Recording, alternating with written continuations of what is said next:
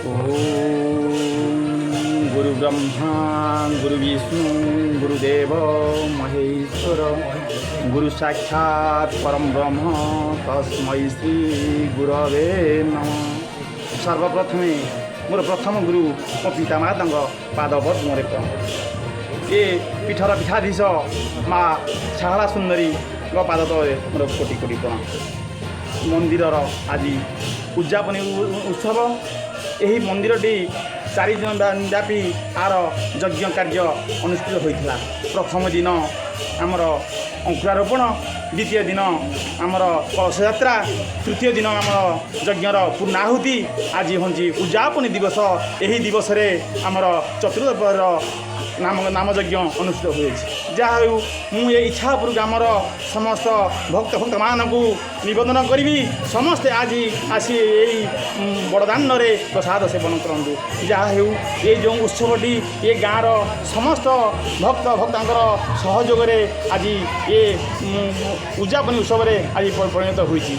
जहाँ यही गाँव आमर रवींद्र बारिक जे मोर बड़ भाई रवींद्र भाई पादपद में कोटि कोटि प्रणाम। कहीं एत बड़ उत्सव को एत सहजरे सी आगे नहीं आज संपूर्ण कर मोर पुणी कोटि कोटि प्रणाम। जहाँ ये माँ एत करुणामय माँ ये गाँ को सब से आशीर्वाद दिखती। जहाँ भक्तर करुणा से सब शुणती। यह कही मु राजलक्ष्मी पुराण इच्छापुर ग्राम पंचायत सरपंच। कौन कह आज मंदिर प्रतिष्ठा अच्छी कौन कमी मंदिर तो आमर बहुत दिन आम चेष्टा चलू मंदिरटा करी माने ये जगहटा बहुत खाल माने पोखरी थिला।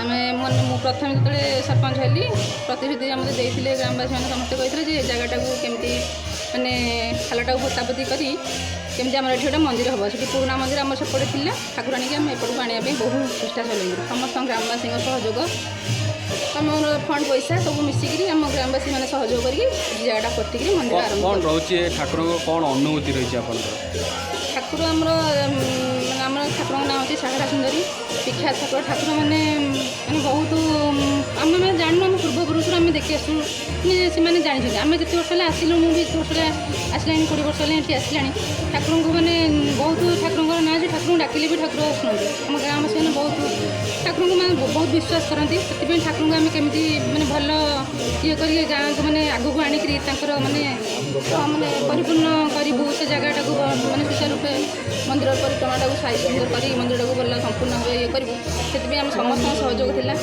समस्त यहाँ सहयोग करूँ। जाओ से आम मो 5 वर्ष भितर मुझे पूरण कर मत बहुत धन्यवाद। मत बहुत खुशी लगुच ये समय कर सब मत बहुत खुशी लगुच।